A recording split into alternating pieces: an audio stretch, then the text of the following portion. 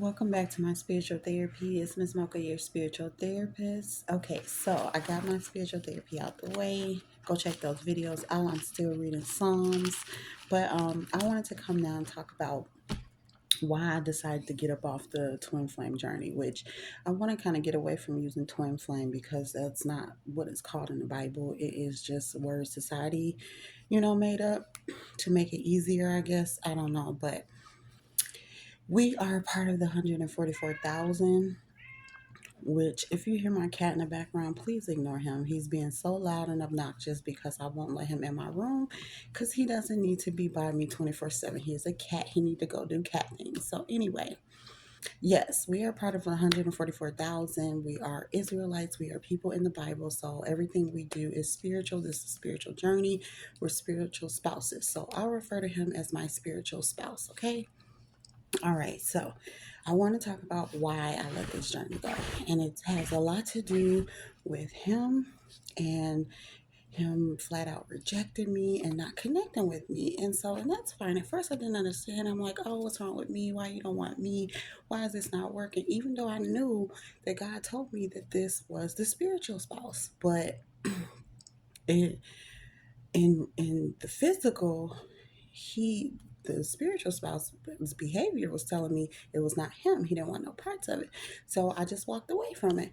Like I do I do reach out every now and again just to see if he changed his mind, is he woke or anything, and it's always nope, rejected, which is cool. I went on about my life.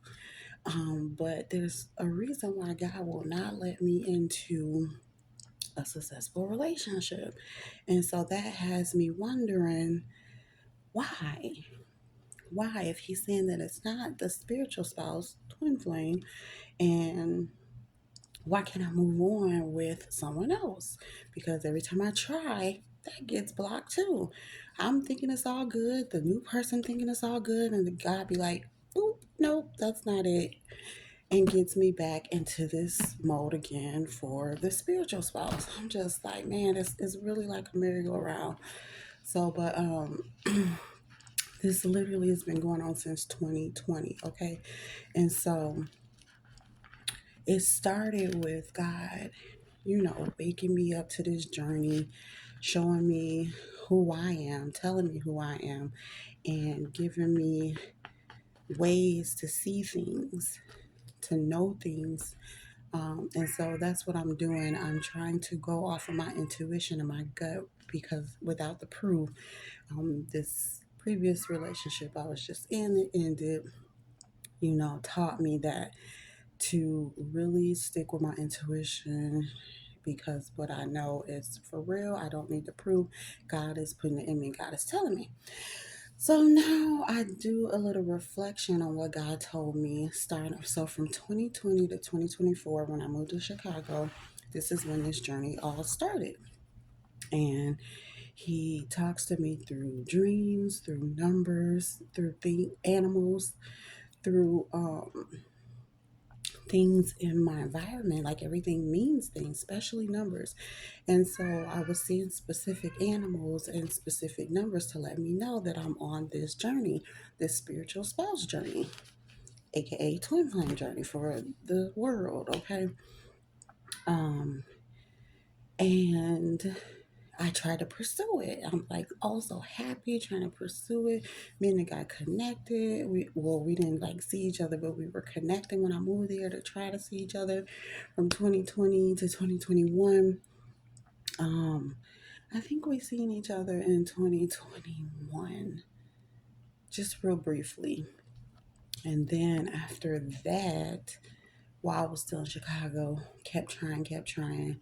And then 2023, when I moved out of Chicago. So, but while I was in Chicago from 2020 to 2022, um, again, I only seen him one time, but I did give him my address because we were going to try to hook up or whatever, but it never happened. But then one day when I was taking me a walk, like I did, get my exercise in, I would walk around my community about an hour or so. I got this number and I saw a butterfly, and then the number kept repeating. So I was like, well, goodness, what does this mean? So I Googled it while I was walking, and it meant like, oh my God, it's going to be a imminent twin flame reunion if you see this number. So of course, I'm getting all excited. I'm walking to rush home, so that I can see if I can see him. I didn't know what was going to happen or how I was going to see him, but that's what the thing said. So got that specific number. And on my way walking, while I was walking, I seen this little old white lady who looked weird. She gave me a weird vibe. I was almost kind of scared. She was dressed in all black with all black shades on. And she just looked at weird. Like, I don't know. I don't know how to explain it. And then I seen a man, exact same get up, exact same attire, all black, shades on. They looked so weird. Like something out of a movie. I don't know. I don't know who they were, but I had never seen them before on my walks. So I got past them because every time I walked, people made me nervous and stuff when they walked by me, looking at me, get too close to me. And so that's kind of the feeling I got, a nervous, little scared feeling. Shook it off, kept walking because I was still excited for seeing a number. Like, oh my God, I'm going to see the twin flame. He's going to call, whatever. So I'm rushing home, walking fast to get home. And then I seen this gray truck. And it was like obvious because it stopped at the stop sign to watch me walk across and go this way. And it was like stopped at the stop sign like this, like a intersection or, a four-way stop. And so I could feel the person looking at me or whatever. And I just kept walking. And so the truck turned my way and came down my street the way that, or this way, really, the way that I was walking. And then now I'm getting freaked out because who the hell is this person? It's a dude. Who is this dude? And of course, he's looking at me because I could feel it. Plus, I looked over, I could see him. And they're driving slow. As I'm walking slow, or I'm walking fast, and they're driving slow to drive with the drive with me walking. So I'm scared, I'm creeped out. But not before I get to my house is I see the old ass white lady again. The old lady that looked scary from when I first begun the walk. When I was trying to end the walk, she showed up again. So I was like, who is this? Like, now I was really scared. And the man too. And they looked like the men in black. I'm playing. And then the guy is parked at the end of the street, which my house was at the end of the street. And he's like, I could see his head like looking over and stuff. And I'm like, oh my God, this is too scary for me. I got up in the house and I looked out and I saw him leave. And so I was like, what the hell is that? And so now I know that it was him, the spiritual spouse, the twin flame. So that was the first time that I had seen him without us. He was just showing up to my place, and he had my address because I had gave it to him. And so the next time, well, not the next time, but another instance was he was in the same area that I was in. Now, he wasn't, Chicago has north, south, east, and west, and he was not from the north part where I was living. So he wouldn't be up there. He didn't even know where it was when I first moved there. I had to give him directions and tell him about it. But yes, I was up north, and my sister had moved to an area called Chinatown. Chicago has a Chinatown. And so that's where I would be from my place up north in the Lakeview area to Chinatown. Why he put on Facebook one day that he was over in Chinatown too. And I showed my sister, I'm like, what is going on? He ain't trying to meet me. He doesn't even know that you live in Chinatown, that I be in Chinatown. So what is he doing in Chinatown? So that was another like little red flag or whatever that kind of like freaked me out a little bit. Like, what the hell's going on? This is crazy. And I'm just thinking, oh, this is a journey. From what I read, they say twin flames be in the same place at the same time. No, this was not the case. This was something different. And so by 2020, I think it was the end of 2022, is when I moved out of Chicago and moved up north more to a city called Rockford, Illinois. Ooh, excuse me. Okay, and so when I got to Rockford, it was like October, November, so it started to be wintertime.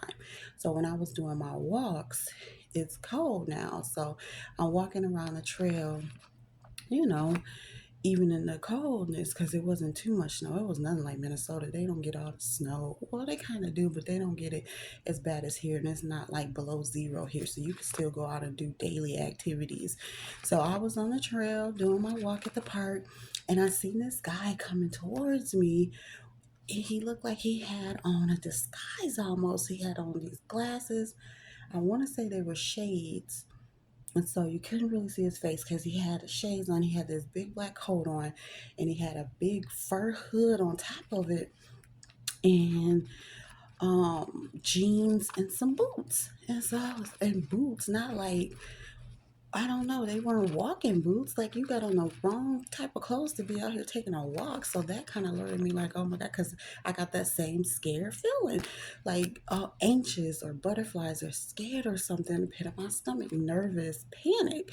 And so I'm like, oh my God, this guy is, because it was just me and him out there. Like, oh no, this guy finna attack me, finna get me. And I looked over when I passed him, and his skin was so light, he looked like he was white or mixed or something. I'm like, Mona, that is just a regular man trying to get to where he's at. He ain't bothering you. Stop it. And so I was trying to calm myself down, not panic, And so I continue on walking, like, nope, I'm tripping. I'm not going to do that to myself. I'm going to keep walking. So I finished my walk all the way down to the other end. On my way coming back, it's still just me out there. I see this man coming towards me again. So he don't, where I thought he was leaving, he don't follow me all the way back to the other end. Now he's coming toward me as I'm going back. So I'm like, oh my God, he is trying to come attack me. What am I supposed to do? I get to praying and stuff. Like, this man's trying to harm me. Because I don't know, when I started waking up to this journey, a lot of things started happening to me. A lot of people were showing their true colors. I was hearing a lot of things about, twin flames or spiritual people were getting attacked a lot and things like that. So I was scared a lot, and that man scared me. He was like in this disguise, and he looked weird and looked like he was following me. And so I was so scared when I seen that he was coming back. Like, no, this man is really following me. First, I thought it was just a random guy walking his way, but now that he came back, just like the lady and the old lady and the man over in Chicago, I was like, no way. And then he was out of place too. You don't wear jeans and boots, like fancy boots. If you're in a big fancy fur coat, if you're, well, it wasn't all fur, it was fur hood, but you're not wearing that if you're going to work out or take a walk. So that already alerted me his clothes was out of place. And so I didn't even turn around to see where he went. I just started walking really, really fast, got to my car, and left. But now that I know, both of those times it was him. The gray truck, the dude with the fur hood, followed me in the park. Okay, another instance while I was in Rockford was at the grocery store. I seen him at the grocery store. Now, at this point, I wasn't paying attention to the numbers to alert me because I'm just going about my day, minding my business, grocery shopping, getting some food for the kids. And I see this man well dressed, all gray. I think he had on the gray Jordans, 11s, or something like that. I don't know. I remember them because those are my favorite kind. Um, Maybe I don't know, but I remember he had an all gray with an all gray hat, or they could have just been some other Jordans. I don't know, but everything was gray, okay? And he was out of place again because I don't know. He didn't look scary, but I knew that was him because I got that same pit feeling in the pit of my gut, and when I seen him, I just froze. I didn't know what to do. Do I go and say something? Because again, we have been um, trying to connect, but we just couldn't. But I can't remember if this, when I seen him in the grocery store, was that before or after he rejected me. I don't know because when I moved to Rockford, I think it was after because I forgot to say when I moved to Rockford, it was this October 2022, but I ended up seeing him January of 2023. when I went back to Chicago to go meet up with him, he had contacted me. We actually was talked about meeting up, and he was serious. So I went to go see him, and that's when he found out that I lived in Rockford now, because I told him I didn't give my address or anything there, but I told him I had moved to Rockford, and we met up. It was okay. We had an okay night, but then when we left, I mean, we didn't beef out or anything. I didn't think it was bad, but after we left, he had blocked me from the socials, and I was just like, I didn't understand it, because even when he was like concerned, make sure you call me when you get home type of concern. So when he blocked me, I was like, I didn't understand. I didn't know if he was mad because I didn't call him when I got home, or what. I don't know. But he stopped talking to me and all that, and that's when I started seeing him more. So it did make sense to me. So I must have seen him in the grocery store after January, and probably even the park after January, or maybe before. I don't know. But I got the sense of him following me. Um, okay, so that was 2023. And then around April-ish, I want to say, of 2023, um, I kept trying to reach out every now and again, every couple months or so, just to see what happened, just to see what was going on. And I would still get the same rejection, or I would get an attitude, or it's like I done something to him. He would hang up on me and block me and stuff like that. And it was just weird. And I did not understand it, because I know I didn't do anything. So I was really puzzled. It was like he was playing games, but at the time I didn't understand. I wasn't even thinking, like, all this time we was on social media, and all this time we were trying to connect and talking and stuff, and then all of a sudden you just get weird. It was so weird. But I went on about my life. I had to. I didn't have a choice, because he was literally pushing me out. And then one morning, I had came out to take my daughter to school, and I seen him again sitting in the car across the street from my house. This time he had on not shades but glasses, like fashion glasses, no hat, and he was just sitting in a random car and facing my apartment. And as I was turning out to take her to school, I passed him, and I looked dead in his eyes, and he looked dead in mine. And I like froze. If I wasn't driving the car, I would have just been froze sitting there. I freeze, and I get this butterfly feeling in my stomach. I don't know. It's so weird. But anyway, dang, I need to hurry up. It's getting so long. But yes. So I seen him, and my mind went blank, and I ended up taking my daughter to my son's school. And she's like, Mom, what are you doing? I'm like, oh my God, I'm at the wrong school. So take her to school. I'm just so like mind blown. Like, what is he doing? And I know that this is him. And it's like, why are you sitting outside my house, but you're not talking to me? You're rejecting me every time I try to reach out and call. What sense do that make? And so when I got back to go home, he was gone.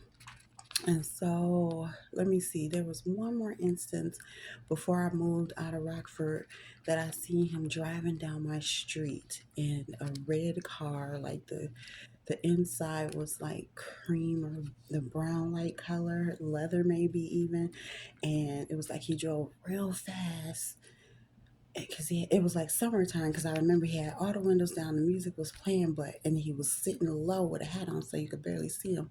And he drove real fast, and he turned, and that's when I caught a glimpse of him. I'm like, I know that's him. So that was about, what, 4 or 5 times that I seen him. Not to forget, also before I left Chicago, the false twin that I was dealing with, and they actually knew each other. I was leaving his house one day, and they lived in the same neighborhood. And when I was leaving his house, I seen the spiritual spouse, the real twin, and he was in this black Jeep with a lady. So I assumed that was his baby mom, wife, or whoever. And so, just putting two and two together, whatever, it must have been that he was in a relationship or back with his baby mom or whatever. I don't know. At first, he had told me he was single, so he must have not been and was in a relationship. And so that's why he was being weird to me or whatever. And so but which is fine. You could have said that, but what's the point of stalking me outside my house? Or, and so well, I was thinking about it, and I'm like, oh my gosh, the false twin, or the guy that I thought could have been, soulmate or whatever, could have been something, actually knew him, but he knew my family as well. And so I was wondering if, since they two knew each other, if they were working together to try to harm me, because I had figured out that the friend, the false twin guy, was trying to harm me. He had hacked my phone. He had cussed me out because when I moved to Rockford, I wasn't dealing with him anymore. I wasn't talking to him anymore. And I just cut him off with like nothing, no warning or anything. So I knew he was mad over that because he had called and cussed me out on my voicemail. But he knew my family, and I knew that my family, was behind my back trying to do some harm to me. And so I thought, put two and two together. Maybe the real twin was working with the real twin flame, real spiritual spouse was working with the false twin flame, the false spiritual spouse, to like with my family to try to harm me because they both knew my family. Knew of my family, had mutual friends with my family, my sister's in-laws or whatever. And so I'm like, okay, so they all must be working together. That's why he was sitting outside my place, because they had sent him to do some harm to me. That's why he's following me on the trail. That's why he's in the grocery store. And so that's what was letting me know maybe I need to back away from him, because he's could be working with them or trying to harm me. Here I'm thinking God's revealing him to me to be my spiritual spouse, or maybe God's revealing him to me that he was my spiritual spouse, but he didn't want the journey. He didn't want the spiritual journey. He wants his life that he has, which is totally fine. But I think they all were had some wicked plans for me, I guess. They always trying to harm me, and I guess he was in on it too. That's the only thing that I could think of. But it didn't seem that way when we actually did meet up and went to his family's, or not family, but his people's little kickback or whatever in 2023. And it's like he could have harmed me then. So could the other guy many times, but God ain't gonna let them harm me. Um, I even remember like feeling a type of way, getting a vibe from him that was not harming at all, was also like sweet, So I don't know. But that's why I got off the journey and let it go, because um, he was rejecting me and pushing me away when I tried calling and talking to him. But yet he was like outside my house, out stalking me. I don't know. I guess working with his friends and my family to trying to harm me. And maybe that's why um, God took me up out of Illinois and brought me back here, because I don't, nobody ain't coming all the way to Minnesota now to stalk me and harm. I mean, and then it is another thing is, how the hell did he know where I lived at? He only knew where I lived in Chicago, that one place, but my sister's house in Chinatown, the rest of the houses, how did he know? They didn't even know after I left Chinatown. They didn't even know where I was in Rockford. Nobody knew. So how did he know? And I know that was him. I know it. God is telling me to trust my intuition, trust what I know, because I'm right. I don't need proof. What he's telling me is right. So I know that that was him. So how did he know where I lived after Chicago? Hmm. That's a thing, because I know the false one hacked my phone. So it could have been that, they were sharing my location on the hacked phone, or they put a tracker on my car. That's the only two things. They put the tracker in the phone or the car. And that makes sense. If it was just the phone, I got rid of the phone. Oh my God, I forgot the last one. Oh, I forgot the last one. So after I lived at the apartments, and one time he was sitting outside, the other time he drove past really fast. I forgot that I moved to another place in Rockford before I moved to Minnesota. Okay, this is the last part of it, then I'll be done, because this is so long. But people gotta know this journey is crazy, and you never know the person that you're dealing with. Yes, God puts you together, but not if they don't come to him and accept the journey. So in this case, it seems like he didn't come to God and accept the journey. He stayed in his worldly life, which was not of God, I guess. But anyway, the last house, I moved to another house in Rockford before I moved to Minnesota, and I stayed there a year. And I kid you not, uh, like one random morning, it was about like 7, 8 o'clock in the morning. A car pulls up because there was a long driveway. Um, you come down to the driveway, and there was a back door down there, which my room was in the basement, and so it was close to my back door. So a car came down and parked, a black car. So he's like in all these different cars. I don't know, but it's him. Okay, so this person got out, rang the doorbell. So I hear the doorbell again, 7, 8 in the morning, and automatically I grab my phone and I'm looking to see what time it is. And then I see the number 414. Oh, shoot, I didn't want to say the number, but oh well. That's the number. That's how I know the cat. That's how I know when it's him. Gotta show me the number 414. So I've seen it repeatedly, 414, 414. Then I heard the doorbell ring. And so I thought it was the doorbell upstairs. So I go upstairs and I look out the balcony and I see the black car. So I go back downstairs and the person's already in the car driving out to leave, backing up out of the driveway. And so I go run back upstairs, looking at my phone, and I'm still seeing 414, 414. So the number's repeating. That's how I know when it's him and when he's out there. Just like the very first time when I was on my walk and I saw it repeat. And so I was like, oh my God, that's him. Then I seen another number associated with it too. Um, I'm looking out the window and I'm watching the guy drive by, and I could see the guy, light skin. I know it's him. The numbers tell me that it's him. I know that it's him. And he just left. I was like, well, what the hell is that? Why did he just leave? And I was so scared.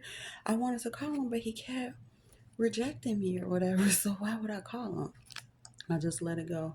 I think I called him like a couple days later, and the same thing, blocked, rejected, or giving me attitude, and then hanging up on me. So it's like, I know this is you outside of my house, coming to my house, but when I call you, you hang up on me, you block me, you reject me, you block me off socials, but you're showing up at the places that I live.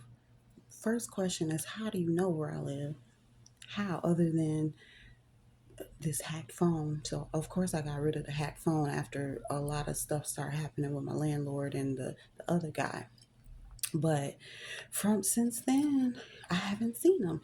So it's like it must have been either the phone, because I still got the car. So there's no way that, I haven't seen him here in Minnesota. Again, who's gonna come all the way to Minnesota to try to stalk somebody? That's crazy. And stalk, why are you even stalking me if you have no interest in me? You said I wasn't your type. You just said I was this and this and that, broke all this and this and that, and you didn't want to mess with me. You blocked me and all this, but yet you're outside my places where I go, and you're outside. That's what made me think like, is he playing games, or is he trying to harm me? Is he working with them? That's why he's treating me so bad, because he's working with them to try to harm me. So at that point, I was just like, I'm done with this. I'm moving on.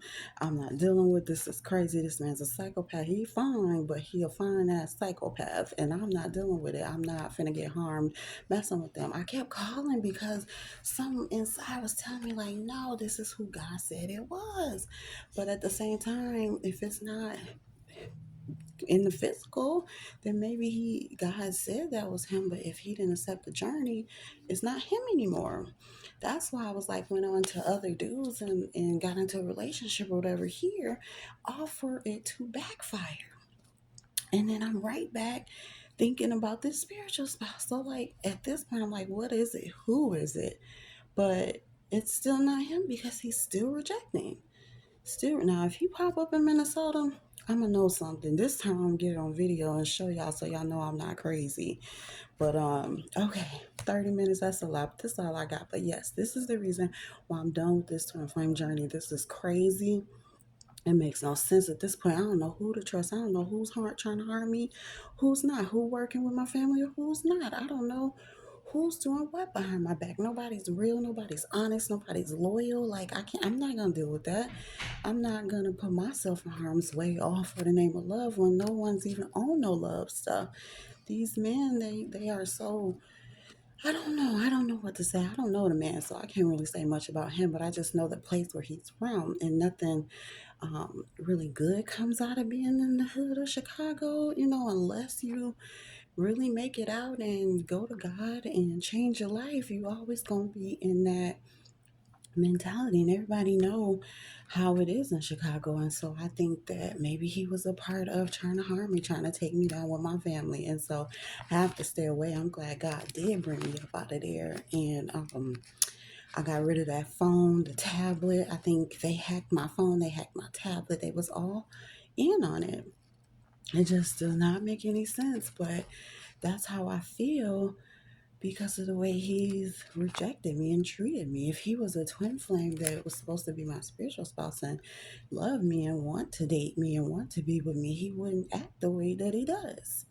And then show up at my place without knowing even where I live, that's stalking. So he part of these watchers. hmm But I want to say he part of the watchers. It don't make no sense. He's too damn fine to be a watcher and stalker. But okay, that's all I got.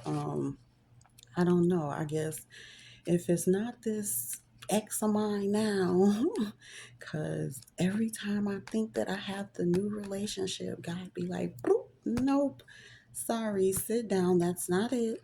I told you who was it." But it's like, what? How is he it when he doesn't have the godly behavior?